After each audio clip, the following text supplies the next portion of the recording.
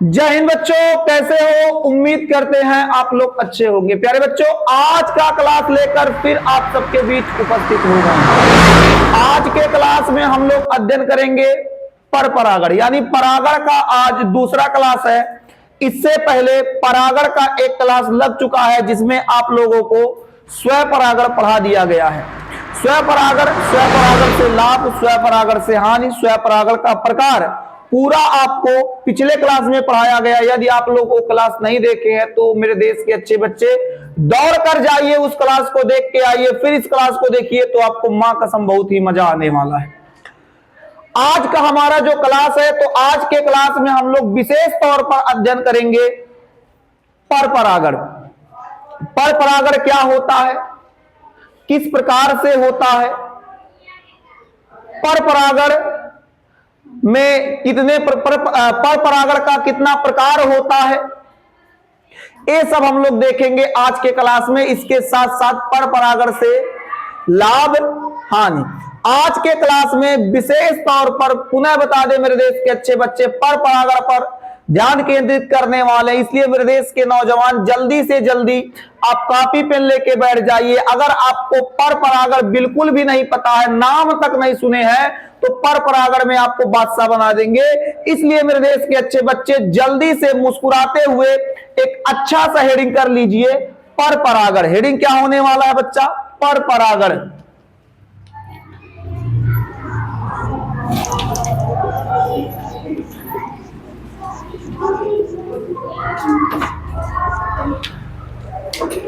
Heading कर लीजिए मेरे देश के नौजवान, परपरागण।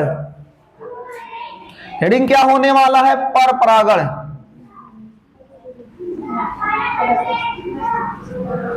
Cross pollination. खुशबू बात नहीं कीजिए, आपका आवाज आ रहा है। क्रॉस पॉलिनेशन, क्रॉस पॉलिनेशन ही होता है ना बच्चा? बोलिए, बहुत अच्छे। परपरागण, क्रॉस पॉलिनेशन हो गया। परपरागण क्या होता है उसको समझने से पहले पुष्प का दो पौधा बनाना पड़ेगा।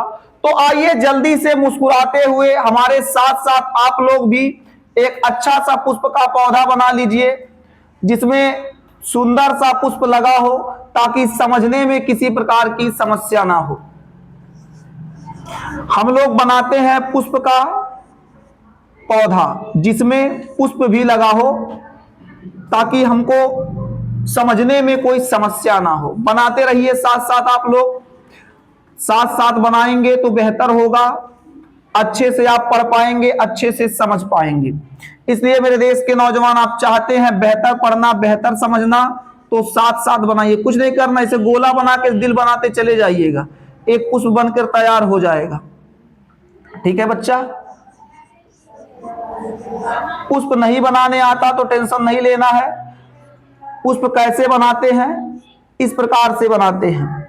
अधिक जानकारी के लिए मास्टर से संपर्क करें। ठीक है? अब मास्टर पुष्प बनाना सिखाएगा, बायोलॉजी पढ़ाना छोड़ के। देखिए मेरे देश के नौजवान, एक पुष्प है, पुष्प पे कुछ पत्तियां भी निकली होंगी इस प्रकार से। एक आध निकाल दीजिएगा शौक के मारे। हालांकि पत्ती का कोनो काम यहाँ नहीं है, हम यहाँ आपको पत्ती नहीं पढ़ाएंगे, लेकिन बना लीजिएगा थोड़ा सा कैसे बनता है जी। बड़ी समस्या है। काश मास्टर ड्राइंग पढ़ा होता है स्कूल में तो मजा आ जाता। यहां देखिए बीच से लंबा सा भाग निकला होगा जिसे हम लोग स्त्री केसर कहते हैं। बोलो मेरे देश के अच्छे बच्चे।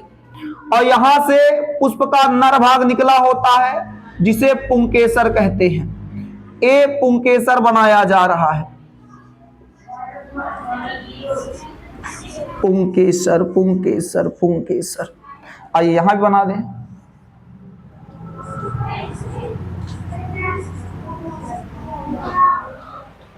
बच्चा, मेरे देश के नौजवान ध्यान दीजिएगा, ये जो बीच से लंबा भाग निकाले हैं, ये पुष्प का मादा भाग अर्थात स्त्री केसर होता है। और स्त्री केसर के ऊपर वाला ये जो भाग होता है इसे वर्तिकाग्र कहते हैं। वर्तिकाग्र कहेंगे मेरे देश के अच्छे बच्चे, क्या कहेंगे? वर्तिकाग्र कहेंगे। इस भाग को हम लोग क्या कहेंगे? वर्तिकाग्र कहेंगे। और ये वाला पार्ट है, ये पुष्प का नर पार्ट है, नर भाग है। ये कौन सा पार्ट है बच्चा? ये पुष्प का नर भाग है। ये पुष्प का नर भाग है, देखिएगा ये बना हुआ है, दिखाई दे रहा होगा। ये पुष्प का नर भाग है। इस नर भाग को हम लोग क्या कहते हैं? तो नर भाग को पुंकेसर कहते हैं। और ये जो डब्बा है, ये पूरा डब्बा, ये जो डब्बा बना, इसे पराग कोश कहते हैं। पराग कोश कहते हैं। क्या कहेंगे बच्चा? पराग कोश कहेंगे, एंथर बोलेंगे। अब इसी पराग कोश में बनेगा पराग कण। पराग कोश में मेरे देश के नौजवान क्या बनेगा? पराग कोश में बनेगा मास्टर पराग कण। अब यही पराग कण, अब ध्यान दीजिएगा, यही पराग कण जब वर्तिकाग्र तक पहुंच जाता है तो इसी क्रिया को परागण कहेंगे। लेकिन मास्टर पर परागण क्या होता है? हमको तो विशेष तौर पे पर परागण पढ़ना है। परागण के बारे में बता दिया गया है, स्वपरागण बता दिया गया है। पर परागण क्या होता है सुनिएगा। जब किसी एक पादप के पुष्प, ध्यान दीजिएगा आप लोग भी, जब किसी एक पादप बोले तो प्लांट, जब किसी एक पादप के पुष्प के पराग कोश से पराग कोश से पराग कण किसी अन्य पादप, अन्य माने दूसरा, किसी अन्य पादप के वर्तिकाग्र तक पहुंच जाता है, ये परागकण, तो इस क्रिया को पर परागण कहते हैं। क्या कहेंगे? पर परागण कहेंगे। क्या इतनी बात समझ में आ गई मेरे देश के नौजवान? नहीं आया ना तो मास्टर फिर से बताएगा। बताया ये जा रहा है, एक है पौधा पुष्प का, एक दूसरा पौधा। एक पुष्प के पौधे में से किसी पुष्प, कोई भी पुष्प, किसी पुष्प के पराग कोश से पराग कण किसी दूसरे पौधे के पुष्प के वर्तिकाग्र तक पहुंच जाए। अब कैसे पहुंचेगा अभी बताएंगे। कैसो बाबू मान लो पहुंच गया, तो एक पेड़ से पराग कण दूसरे पेड़ के, दूसरे पौधे के पुष्प के वर्तिकाग्र पर पहुंच गया, तो पेड़ चेंज हो गया, पौधा चेंज हो गया।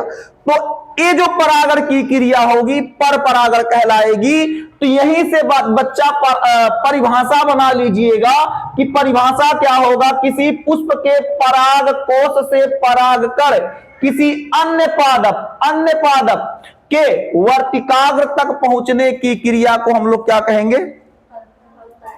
पर परागण कहेंगे। यानी किसी पुष्प के पराग कोश से पराग कण किसी अन्य पादप के पुष्प के वर्तिकाग्र तक पहुंचने की क्रिया क्या कहलाएगी? पर परागण कहलाएगी। क्या कहलाएगी बच्चा? पर परागण कहलाएगी। इसको थोड़ा सा घेर देते हैं ताकि आपको दिक्कत ना हो।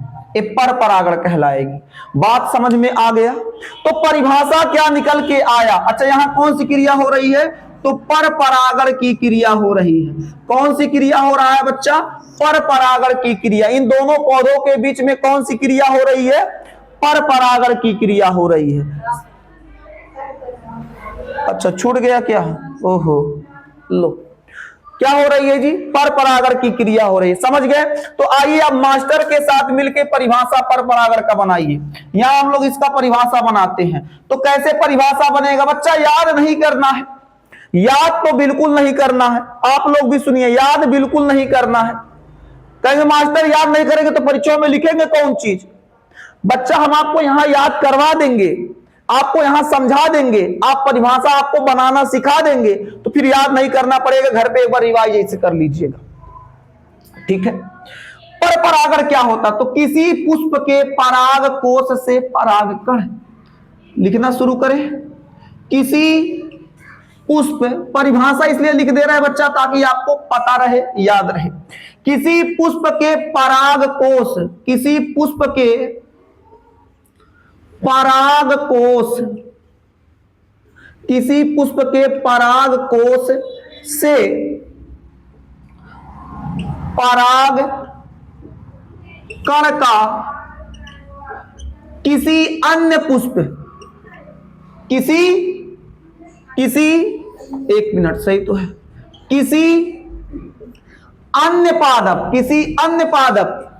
किसी अन्य पादप किसी अन्य पादप के पुष्प के वर्तिकाग्र के पुष्प के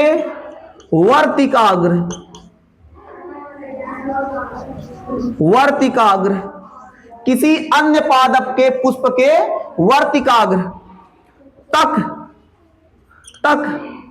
पहुंचने की क्रिया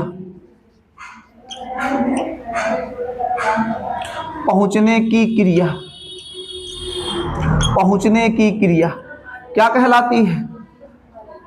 पर परागण कहलाती है।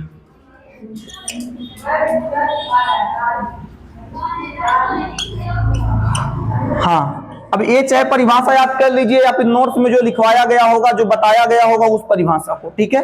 जो आपको नोट्स मिला है, नोट्स में जो परिभाषा होगा वो परिभाषा तैयार कर लिए चाहे। आइए एक बार देखते हैं। किसी पुष्प के पराग कोश से परागकण का, किसी पुष्प के पराग कोश से परागकण का किसी अन्य पादप के पुष्प के वर्तिकाग्र तक पहुंचने की क्रिया को क्या कहते हैं? परपरागण। समझ गए? अब इसमें समझने वाली बात क्या है, जब आपको स्वपरागण पढ़ाया गया होगा पिछले क्लास में, पढ़ाया गया है पिछली क्लास में, जब आपको स्वपरागण पढ़ाया जा रहा था तो स्वपरागण में बताया गया था स्वपरागण किनमें होता है? द्विलिंगी पौधों, उभयलिंगी पौधा, द्विलिंगी, जो द्विलिंगी पुष्प होंगे, ऐसे पादप जिनमें जो फूल लगे वो फूल उभयलिंगी या द्विलिंगी हो। तो द्विलिंगी पुष्प में स्वपरागण की क्रिया होती है। क्या एक लिंगी पुष्प में स्वपरागण की क्रिया संभव होगी? नहीं होगी। लिखवाए भी हैं, समझाए भी हैं। अब ये आपका परपरागण है। परपरागण में कंडीशन क्या बनता है? परपरागण की क्रिया एक लिंगी और उभयलिंगी दोनों में हो सकती है, क्योंकि पराग उड़ के जाएगा। द्विलिंगी रहेगा तब वो हो जाएगा, एक लिंगी रहेगा तब वो हो जाएगा। यानी लिख सकते हैं क्या बच्चा?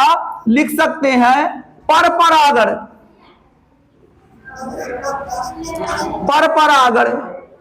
की क्रिया किसमें होगा बच्चा? किसमें होगा? परपरागण की क्रिया किसमें होगा? उभयलिंगी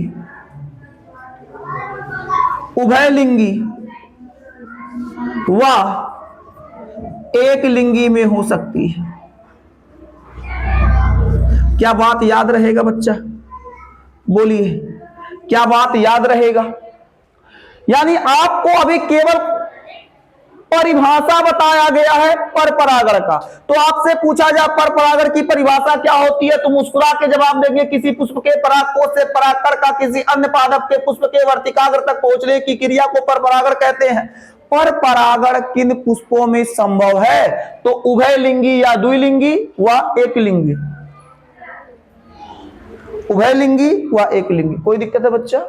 ठीक है, आप लोगों को कोई दिक्कत हो तो बताइएगा, कमेंट खाली है, ठीक है, मैसेज कर दीजिएगा। यहां तक नोट कीजिए मेरे देश के नौजवान, फिर आपको हम परपरागण से संबंधित कुछ और बात बता दें। पहले यहां नोट कर लीजिए, जल्दी कीजिए, उसके बाद आपको परपरागण से संबंधित कुछ और बातें बता दिया जाए ताकि आपको परपरागण बेहतर समझ में आ जाए। आज परपरागण का पूरा पोस्टमार्टम कर ही देते हैं। नोट कीजिए जल्दी से।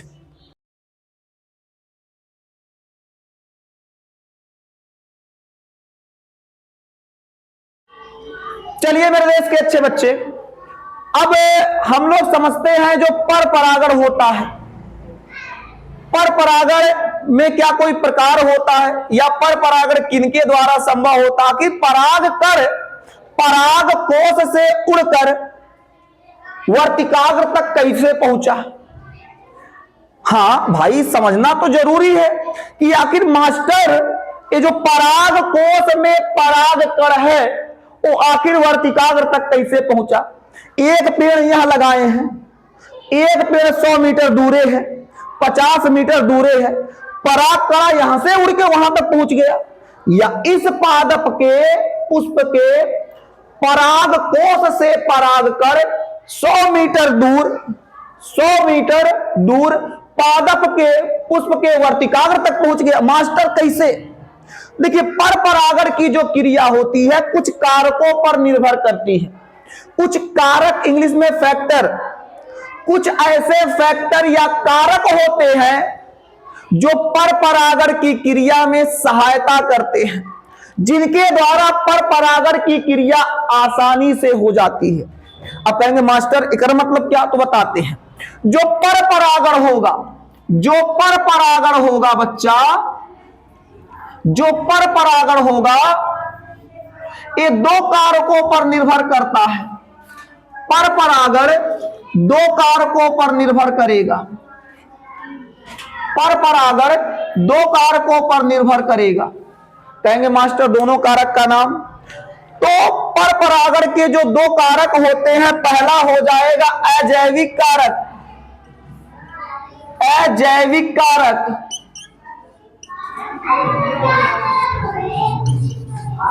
एबायोटिक,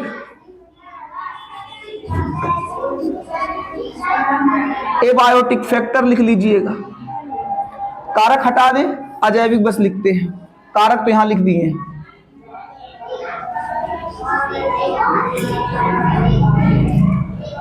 पहला हो जाएगा कौन सा, अजैविक कारक। दूसरा हो जाएगा जैविक कारक। जैविक कारक यानी मेरे देश के नौजवान, आपसे अगर पूछा जाए ये जो पर परागण की क्रिया होती है कितने कारकों पर निर्भर होती है या किन कारकों पर निर्भर होती है, तो मुस्कुराइएगा पहले, उसके बाद जवाब दीजिएगा दो कारकों पर निर्भर होता है। कहेंगे तोर मास्टर कौन दो कारक पढ़ाया था, तो कहना पहला मास्टर पढ़ाया था अजैविक कारक, दूसरा हो जाएगा जैविक कारक। यानी इन दो कारकों पर क्या होता है, पर परागण की क्रिया निर्भर होती है। कहेंगे जैविक अजैविक कारक क्या होता है, ऐसे कारक देखो, अजैविक, अजैविक एबायोटिक, जिसमें कह सकते जान न हो, जो निर्जीव हो, निर्जीवों के द्वारा अगर परागण क्रिया हो जाती है तो अजैविक कारक। जैविक, जैविक बायोटिक, जिसमें जान हो, जिसमें प्राण हो, जो कोई जीवधारी हो, उनके द्वारा अगर परागण क्रिया होती है तो जैविक कारक होगा। यानी अजैविक कारक में याद रखिएगा, अजैविक कारक में इसमें कोई जीवधारी नहीं होंगे, यानी ये निर्जीवों के द्वारा संभव होता है। इसके द्वारा, निर्जीव के द्वारा। और जो जैविक कारक होता है ये सजीव के द्वारा संभव होता है। कहेंगे मास्टर ये अजैविक कारक में निर्जीव मतलब, तो बच्चा देखिए अजैविक कारक में दो आते हैं, यहां लिखते हैं अजैविक कारक में बच्चा दो आएंगे। अजैविक कारक में दो कारक विशेष तौर पे हम आपको समझा देते हैं। पहला जो इसमें कारक हो जाएगा अजैविक, जिसमें जीवन नहीं होगा, वो हो जाएगा जल। दूसरा हो जाएगा वायु। बताओ वायु और जल में जान होता है, नहीं होता है, यानी ये अजैविक कारक। तो जल के सहायता से जो परागण होगा उसे हम लोग जल परागण कहेंगे, या जल पर परागण भी कह सकते हैं। लेकिन जल परागण कहेंगे तो आप समझिएगा पर परागण ही हो रहा है। बात किसकी बात हो रही है, पर परागण का। और वायु के द्वारा जो परागण होगा उसको वायु परागण कहा जाएगा। बच्चा समझिएगा, क्या इतनी बात समझ गए? बोलिए मेरे देश के अच्छे बच्चे, समझ रहे हैं? यानी आपको बताया गया जो पर परागण की क्रिया होती है दो कारकों पर निर्भर होती है। पहला कारक हो जाएगा जैविक, दूसरा कारक पहला कारक हो जाएगा अजैविक, दूसरा कारक हो जाएगा जैविक। अजैविक मतलब जो निर्जीव होते हैं, जैविक मतलब जो सजीव होते हैं। अजैविक में, निर्जीव में क्या जल और वायु आ जाएगा। जल के द्वारा जो परागण क्रिया होगी उसे जल परागण कहेंगे, और वायु के द्वारा जो परागण क्रिया होगी उसे वायु परागण कहेंगे। अब जल परागण क्या होता है, वायु परागण क्या होता है, अभी आपको आगे बताएंगे, लेकिन इसको भी थोड़ा समझा दें तब आपको हेडिंग बाय हेडिंग समझा देंगे ना बच्चा। जैविक कारक में क्या होते हैं, कुछ जीवधारियों द्वारा परागण होता। इसमें क्या होता, कुछ जीवधारियों द्वारा। कहेंगे मास्टर कैसे, तो कुछ जीवधारी में जैसे हो जाएगा घोंघा, घोंघा भी परागण करेगा। चमगादड़, चमगादड़ भी परागण करेगा, तितली भी परागण करेगी। इसके अलावा मधुमक्खी के द्वारा परागण होगा, मनुष्य के द्वारा परागण होगा, हाथी, घोड़ा बंदर, मतलब कोई भी जीव, मतलब काफी जीव मिलके जैविक परागण की क्रिया करते हैं, जैविक का काम करते हैं।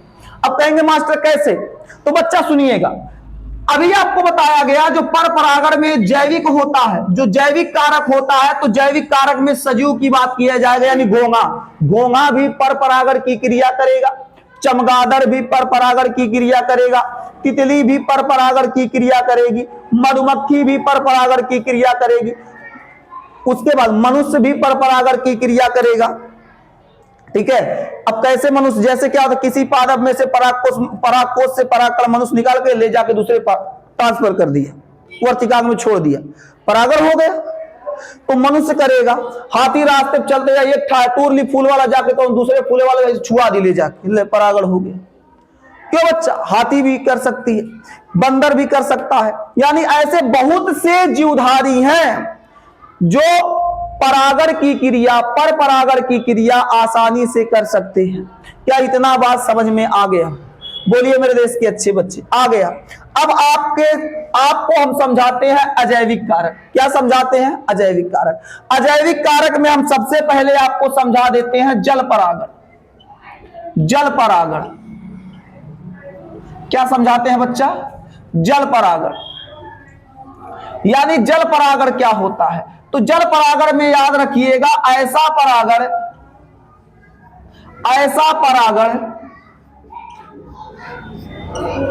जो जल द्वारा संपन्न होता है।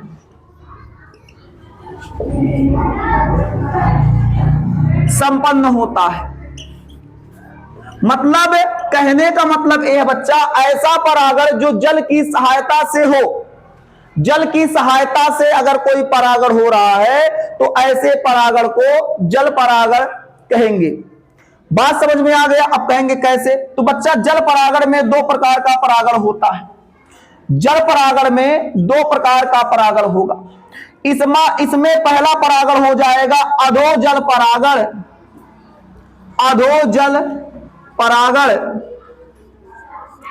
अधोजल परागण। अब कहेंगे मास्टर, अधोजल परागण क्या होता है?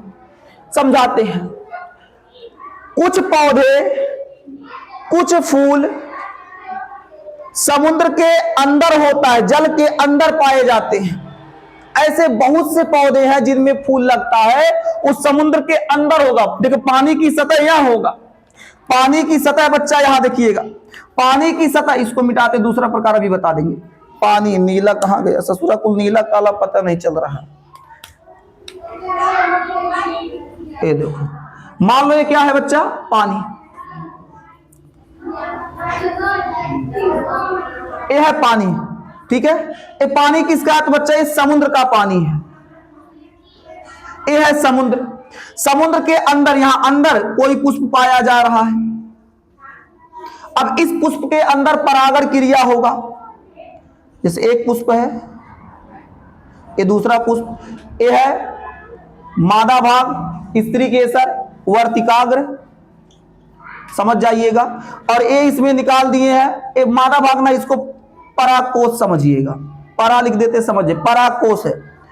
अब इस परागकोश से परागकण जल के अंदर ही इस दूसरे पुष्प के वर्तिकाग्र पर पहुंच जाएगा। और जल के अंदर तो ऐसे परागण को अधोजल परागण कहते हैं।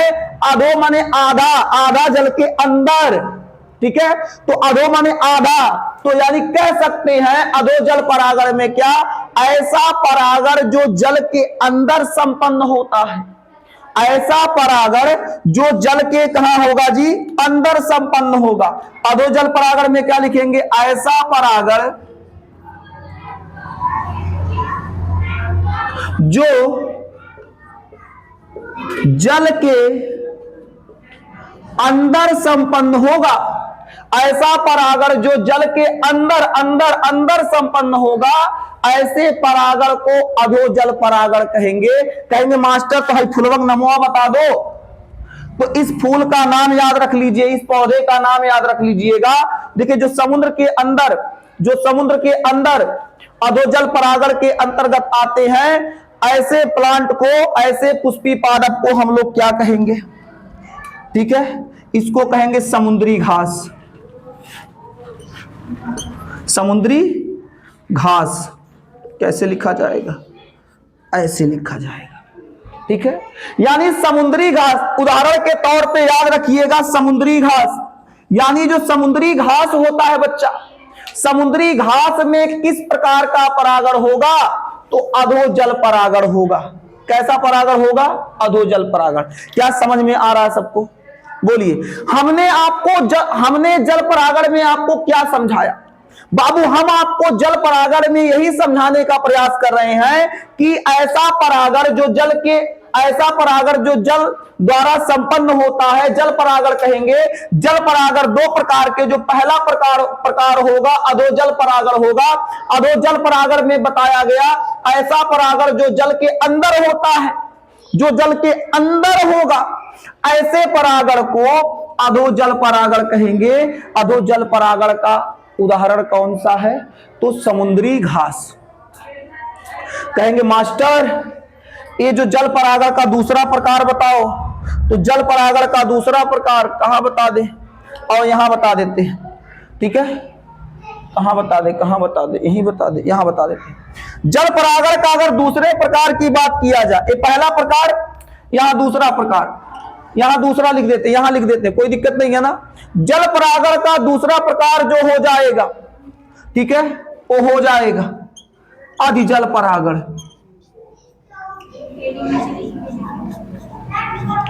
नहीं दिख रहा है क्या? ठीक, अधिजल परागण। अधिजल परागण, अधिजल परागण में क्या? ऐसा परागण जो जल की सतह पर हो, मतलब ऐसे पानी है बच्चा, ऐसे पानी है, ये ऐसे पानी है और फुलवा पनियक ऊपर ऐसे लगा हो, पानी के सतह पर परागण हो जाए। ऐसा परागण जो जल की सतह पर, ऐसा परागण जो जल की सतह पर हो बच्चा, ऐसे परागण को हम लोग अधिजल परागण कहेंगे। और अधिजल परागण का अच्छा सा एग्जाम्पल, अधिजल परागण का अच्छा सा एग्जाम्पल है हाइड्रिला।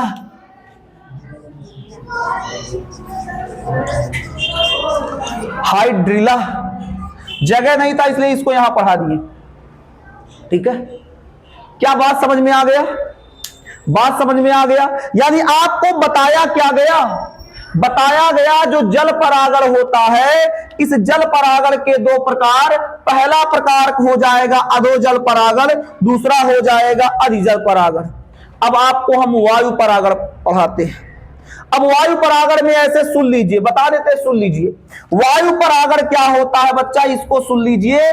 तो वायु परागण में याद रखिएगा ऐसा परागण जो वायु की सहायता से संपन्न हो, ऐसा परागण जो वायु की सहायता से संपन्न हो, ऐसे परागण को वायु परागण कहेंगे। यानी आनी बौखा बह रहा है, मार झोंका चंचल पुरवा के झोंके हमरी डगरिया रोके। अब मार रहा है पुरवा बेयार एकदम चाप के, पुरवा पछुआ चल रहा है, परागण उड़ के पहुंच गया, परागण उड़ा और पहुंच गया दूसरे पुष्प के वर्तिकाग्र पर, तो ऐसा परागण वायु परागण कहलाएगा। समझ में आ गया? वायु परागण समझ गए सब लोग? कोई दिक्कत आप लोग को? पीछे उस साइड कोई दिक्कत नहीं है? ठीक, बहुत अच्छे। आपको अभी केवल अजैविक कारक के अंतर्गत जल परागण और वायु परागण बता दिया गया। अब मेरे देश के नौजवान पहले इतना नोट कर लो, फिर जैविक कारक पर हम लोग एंट्री करते हैं। ईमानदारी से हाथ ऊपर कर दीजिएगा, कितना बच्चों को यहां तक समझ में आ गया? झूठ नहीं बोलेंगे। ऐसा कोई बच्चा जिसको ना समझ में आ, पूरे क्लास में ऐसा कोई बच्चा हाथ नीचे कर लीजिए, ऐसा कोई बच्चा जिसको समझ में ना आए एकदम खुल के पूछ सकता है। आ गया? नोट कीजिए, फिर आपको हम समझाते हैं जैविक।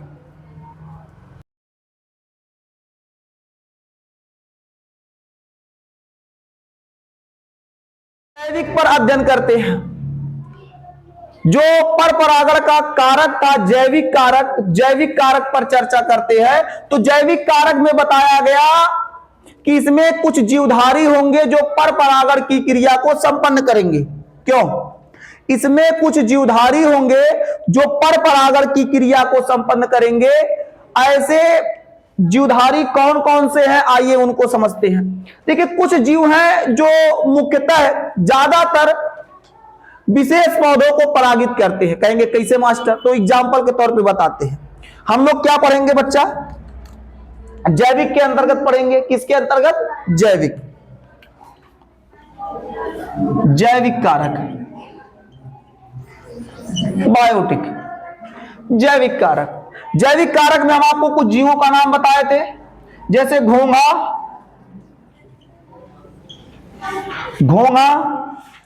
तितली,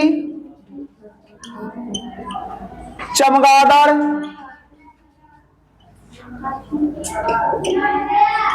हाथी, मनुष्य, मधुमक्खी,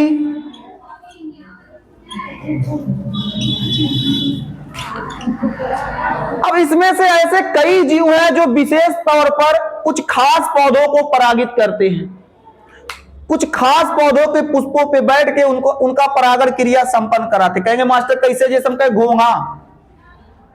घोंघा, तो घोंघा बच्चा विशेष तौर पर जिमीकंद को परागित करता है।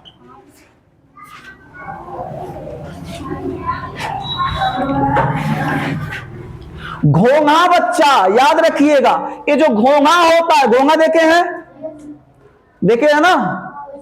नहीं देखी है? सर्च कीजिएगा घोंघा, दिखाइए गूगल।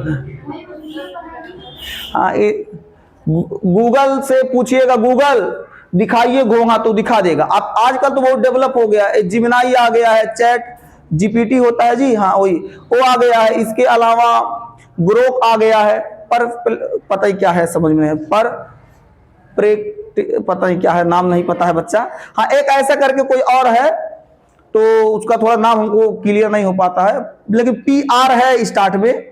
वो भी एक अच्छा ऐप है जो बताता है, मतलब कई ऐप आ गए हैं जिसके द्वारा आप किसी प्रकार का प्रश्न, आजकल विद्यार्थियों के लिए फिर बहुत रामबाण, जब से AI आया बहुत आसान हो गया है।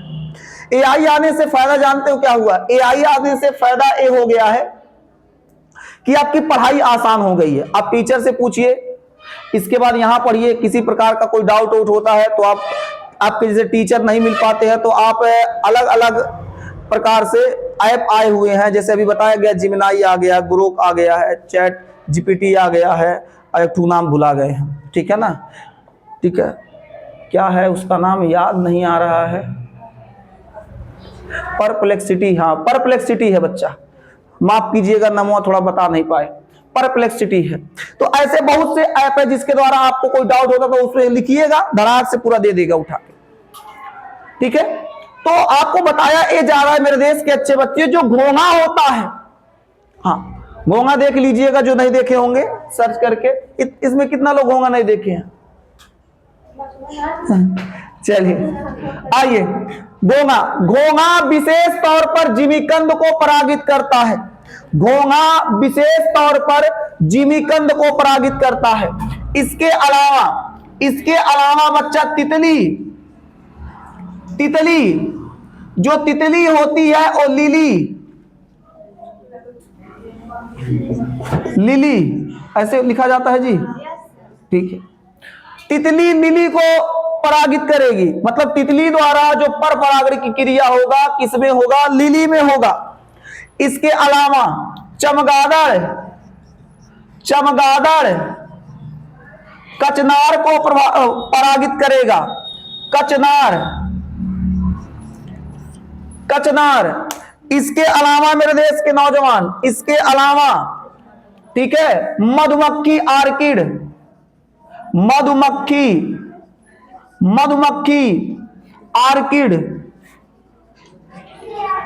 तो ऐसे कुछ जीवधारी हैं जो कुछ विशेष पुष्पों पर बैठकर पर परागण की क्रिया को संपन्न करते हैं। जैसे बताया गया क्या?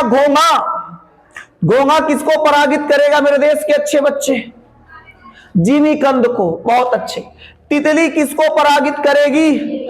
लिली को। चमगादड़ कचनार को। मधुमक्खी आर्किड को। कोई दिक्कत? कोई दिक्कत बच्चा? ये जंतुओं द्वारा हो गया परागण, जीवधारियों द्वारा हो गया परागण। कहेंगे मनुष्य किसको परागित करेगा? तो मनुष्य के हाथे में कुल फूल है, केहू कर लेगा। वो क्या करेगा? पराग कोष से पराग कर निकालेगा, कौनो फूल में ले जाके डाल देगा, दूसरे के वर्तिकाग्र पे डाल देगा, आराम से परागण क्रिया संपन्न हो जाएगा। ठीक है, ये कुछ जीव होते हैं जो विशेष रूप से इनको जरूर परागित करते हैं, पसंद करते हैं इनका परागण। क्या बात समझ में आ गया बच्चा? इतना नोट कीजिए, फिर आपको पर परागण से लाभ, पर परागण से हानि बता दिया जाए। नोट कीजिए।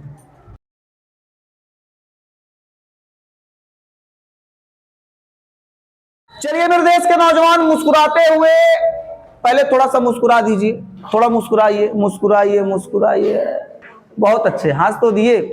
आइए अब मुस्कुराते हुए हेडिंग कीजिए, पर परागण से लाभ। हेडिंग क्या करेंगे बच्चा? पर परागण से लाभ। हेडिंग कीजिए, पर परागण से लाभ। पर परागण से लाभ। मास्टर, पर परागण से लाभ भी होता है क्या? तो बड़ा लाभ है बच्चा, आपको अब बताएंगे। पर परागण से लाभ, पर परागण से अगर लाभ की बात किया जाए तो पर परागण से कुछ लाभ होता है। कहेंगे कैसे? जो पर परागण वाले पौधे होते, पर परागण के द्वारा तैयार किया गया जो पौधा होता है, उसमें जीवन संघर्ष की क्षमता अधिक होती है। जीवन संघर्ष, स्वपरागण बताते कम होती है, हानि में संघर्ष, जीवन संघर्ष की क्षमता क्या होती है बच्चा? अधिक होगी। यानी आपसे पूछा जाए, बताइए मेरे देश के अच्छे बच्चे, जो पर परागण होगा, पर परागण का कोई एक लाभ बता दीजिए, तो मुस्कुरा के जवाब दीजिएगा। पर परागण में जीवन संघर्ष की अपार क्षमता होती है, बहुत अधिक क्षमता होती है। पर परागण के द्वारा तैयार, पर परागण के द्वारा जो तैयार फल होते हैं वो स्वादिष्ट होते हैं। यानी इनका जो फल होगा बहुत ही स्वादिष्ट, यानी मीठा होगा, स्वादिष्ट होगा, बहुत ही ज्यादा स्वादिष्ट होगा। पर परागण से तैयार जो बीज होते हैं, बीज होते हैं वो बहुत बड़े होते हैं, बहुत बड़े नहीं, बड़े लिख सकते हैं, बड़े होते हैं, बड़े होते हैं। और ये वाले जो फल होते हैं बहुत ही रसीले भी होते हैं, मजा आता है इसको खा के। ठीक है, पर परागण से जो फल तैयार होता है बहुत ही स्वादिष्ट, मीठे और रसीले होते हैं। ठीक है बच्चा, इस बात को याद रखिएगा। यदि बताया गया जो पर परागण के द्वारा, पर परागण के द्वारा जो फल तैयार होगा वो बहुत ही स्वादिष्ट होगा, जो बीज होंगे वो आकार में बड़े होंगे। जीवन संघर्ष की बात किया जाए तो इसमें जीवन संघर्ष की क्षमता अपार होती है, मतलब भरपूर जीवन संघर्ष की क्षमता होती है। विषम परिस्थितियों में सूखा उखक समस्या, जैसे कभी कभी कुछ समय तक बारिश नहीं हुआ तो टिके रहते हैं, इंतजार करते हैं, अब बरसे, अब बरसे, बरसे बरसे काले मेघा पानी तो बरसाओ, तो इंतजार करते रहते कि अब बरसेगा, अब बरसेगा, यानी क्षमता। वही स्वपरागण वाले आप देखे होंगे तो उसमें बताया गया होगा, स्वपरागित में समस्या ये होता है कि उसमें जीवन संघर्ष की क्षमता कम होती है तो सूखने लगते हैं जल्दी से। ठीक है, जबकि इसमें क्या होता है बच्चा? इसमें बच्चा जीवन संघर्ष की अपार क्षमता होती है। इसमें क्या होता है? जीवन संघर्ष की अपार क्षमता होती है। आगे बढ़ जाए बच्चा, आगे बढ़ जाए। ठीक है, बोलिए, यहां तक किसी को दिक्कत? कोई दिक्कत नहीं है, आगे बढ़ते हैं। देखिए और याद रख लीजिएगा, पर परागण से लाभ में आप याद रखना चाहें तो और याद रख लीजिएगा, ये भी कह सकते हैं जो पर परागण के द्वारा, ध्यान दीजिएगा, जो पर परागण के द्वारा जो पादप तैयार होता है, जो प्लांट तैयार होता है वो शुद्ध नस्ल के होते हैं, शुद्ध नस्ल मतलब नहीं, विपरीत नस्ल के होते हैं, यानी हाइब्रिड होते हैं। दूसरा लक्षण भी इसमें आ जाता है, यानी इसमें कह सकते हैं हम लोग, ऐसे कह सकते हैं कि जो पर परागण के द्वारा अगर लाभ की बात किया जाए तो अगला लाभ हम लोग लिख सकते हैं, इनमें नए लक्षणों का उदय होता है, जबकि स्व परागण में नहीं होता। तो लिख सकते हैं क्या, इनमें नए लक्षणों का क्या होता है बच्चा, उदय होता है। ठीक है, ठीक है, यानी इसमें नए नए लक्षण आते हैं। कहेंगे कैसे मास्टर, नया लक्षण कैसे आएगा?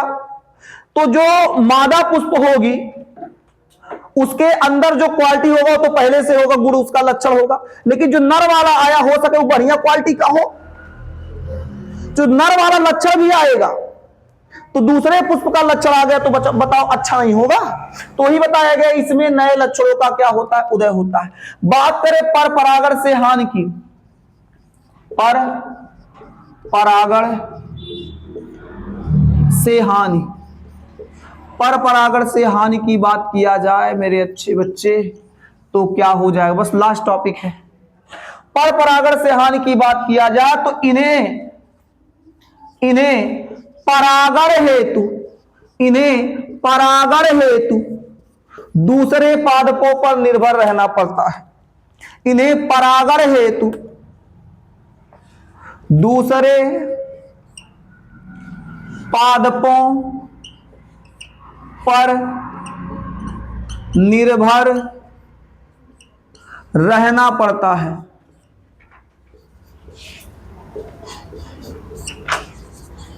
रहना पड़ता है। आगे बता दें, बताया गया इन्हें परागण हेतु दूसरे पादपों पर निर्भर रहना पड़ता है। अगर हम थोड़ा सा इसमें और बताएं तो मतलब भाई स्व परागण की क्रिया नहीं होगी तो इन्हें क्या होगा, दूसरे पादप पर निर्भर रहना। अब पराग आए, अब पराग आए, अब पराग। तो कई ऐसे पादप होते हैं जिनमें परागण हो जाता है, लेकिन कई ऐसे पादप पराग का इंतजार करते करते निपट जाते हैं, यानी उनमें परागण क्रिया होती ही नहीं है। तो इसमें एक हानि ये भी है, कई पादप परागण से वंचित रह जाते हैं। वंचित मतलब समझते हैं,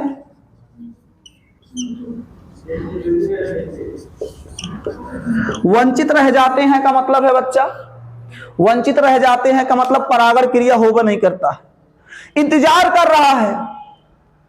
या सताए तेरी नींद चुराए अब दिल ना लगे दिल भर, जल्दी आओ, वो ससुरा आ ही नहीं रहा है। इंतजार कर, मादा इंतजार कर रही है नर परागण का कि अब आओ, अब आओ, देर ना हो जाए, कहीं देर ना हो जाए। ससुरा देर हो जाता है, अइबे नहीं किया परागण। और जब परागण अइबे नहीं किया मेरे देश के अच्छे बच्चे, जब परागण आया ही नहीं तो ये परागण से वंचित रह जाएगा, यानी उसमें फूल और फल, आगे फल और बीज नहीं बनेगा।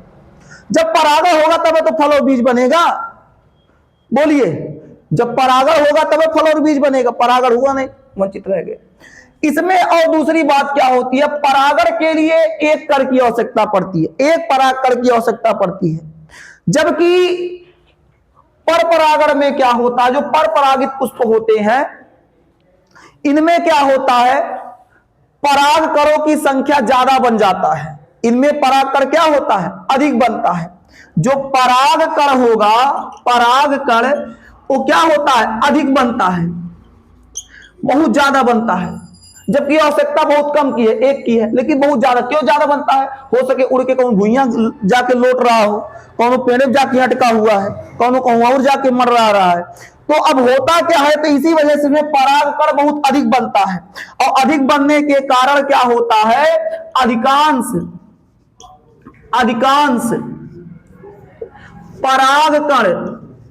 परागकण नष्ट हो जाते हैं, यानी व्यर्थ हो जाते हैं, खराब हो जाते हैं, नष्ट हो जाते हैं। क्या बात समझ गए, बोलिए बच्चा, क्या बात समझ गए। इसमें होता क्या है समस्या, अधिकांश परागकण क्या होता है, तो क्या होते हैं, नष्ट हो जाते हैं, ठीक है, व्यर्थ में चले जाते हैं। तो आपको इसकी हानि भी है। देखिए, जहां लाभ होगा वहां हानि भी होगा। लाभ क्या होता है? लाभ में बताया गया बच्चा, इसमें जीवन संघर्ष की क्षमता अपार होती है, अधिक होती है। फल स्वादिष्ट होंगे, बीज बड़े होंगे, इनमें नए लक्षणों का उदय होता है। आ जाए हानि में, तो इन्हें परागण हेतु दूसरे पादपों पर निर्भर रहना पड़ता है। कई पादप परागण से वंचित रह जाते हैं। परागकण अधिक, मतलब इसमें बताया जा रहा, जो परागकण होते हैं बहुत अधिक मात्रा में बनते हैं और अधिकांश परागकण नष्ट हो जाते हैं, व्यर्थ हो जाते हैं, खराब हो जाते हैं, परागण क्रिया से वंचित रह जाते हैं। क्या बात समझ में आ गया? तो आज के क्लास में यहां तक आपका पर परागण क्रिया खत्म हुआ। क्लास कैसा लगा आप जरूर बताइएगा, रिवीजन करके आइएगा। जो पोल कराया जाता है पोल का जवाब दीजिएगा, ठीक है? और अच्छे से पढ़िएगा, मेहनत से पढ़िएगा, ताकि आपका रिजल्ट शानदार, जबरदस्त, जिंदाबाद आए। ताकि गांव समाज में जब आप रिजल्ट को लेकर जाएं, आपका रिजल्ट पता चले, तो आपके माता पिता आप पे गर्व कर सकें, आपके माता पिता आपके पढ़ाई से प्रसन्न हो सके, उनको ये ऐसा आभास ना हो कि पूरा साल हमारा पैसा व्यर्थ गया, हमारी मेहनत व्यर्थ गया। माता पिता को ऐसा आभास न होने दीजिएगा मेरे देश के अच्छे बच्चे। फिर मिलेंगे आपसे अगले क्लास में, बेहतर क्लास में। तब तक के लिए खुश रहिए, मस्त रहिए। फिर मिलते हैं अगले क्लास में। जय हिंद।